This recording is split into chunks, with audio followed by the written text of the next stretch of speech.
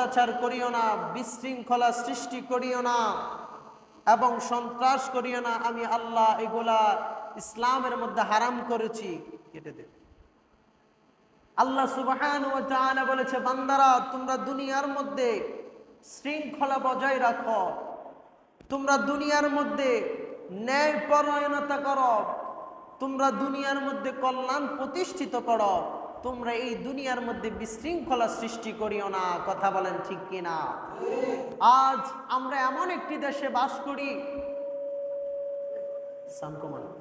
আজ আমরা এমন একটি দেশে বাস করি যেই দেশের মধ্যে কোনো শৃঙ্খলা নাই, যেই দেশের মধ্যে কোনো কল্যাণ নাই, যেই দেশের মধ্যে কোনো ভালো সমাজ নাই।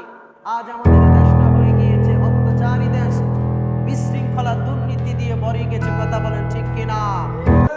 আজ আমাদের দেশের মধ্যে মানুষ পদ পাওয়ার জন্য, আজ আমাদের দেশের মধ্যে মানুষ পদ পাওয়ার জন্য ভাই ভাইকে হত্যা করে ফেলছে। কিন্তু ভাইরা আমার, আমরা অযথা নেতার পিছনে ঘুরি, আমাদের ধন সম্পদ শেষ করে দেই।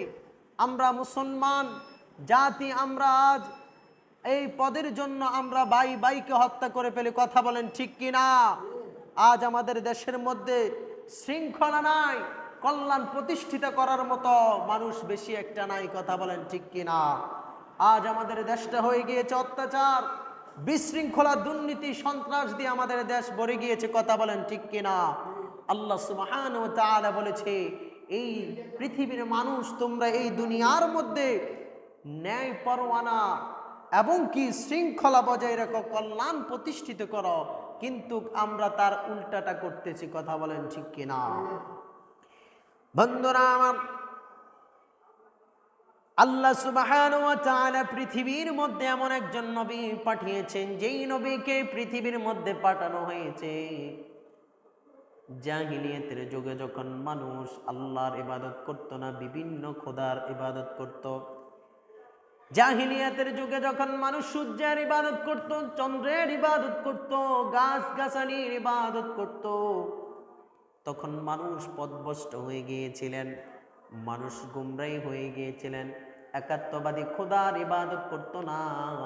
এমন সময় আল্লাহ সুবহানাহু ওয়া তাআলা আপনার নবী, আমার নবী, নবী মুহাম্মদুর রাসূলুল্লাহ সাল্লাল্লাহু আলাইহি ওয়াসাল্লামকে দুনিয়ার মধ্যে প্রেরণ করেছে। সুবহানাল্লাহ।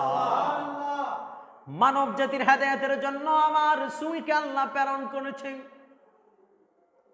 জাহিলিয়াতের যুগে যখন মানুষ